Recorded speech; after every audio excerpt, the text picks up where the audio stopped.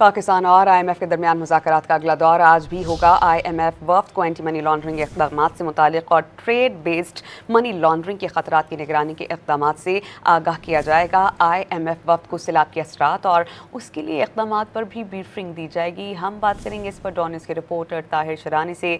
ताहिर, बताइएगा, जो ब्रीफ किया जाएगा IMF के वफ़द को, उसके चीदा अहम निकात क्या हैं?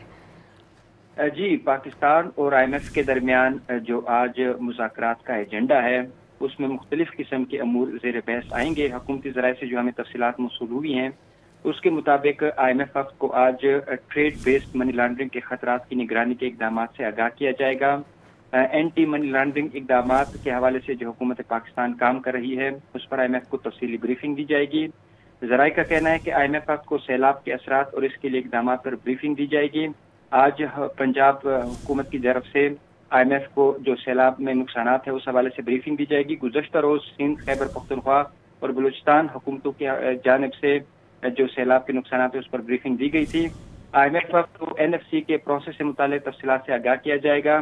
तालीम, सेहत के शोबों में अखराजात के हवाले से ब्रीफिंग भी एजेंडे का हिस्सा है, जबकि बेनिफिशियल ओनर रजिस्ट्री से मुताल्लिक़ IMF को आगाह किया जाएगा। जबकि काला दम गैर मालियाती इदारों के कारोबार की निगरानी से मुताल्लिक़ जो हुकूमत इक़दाम कर रही है उस पर ब्रीफिंग दी जाएगी।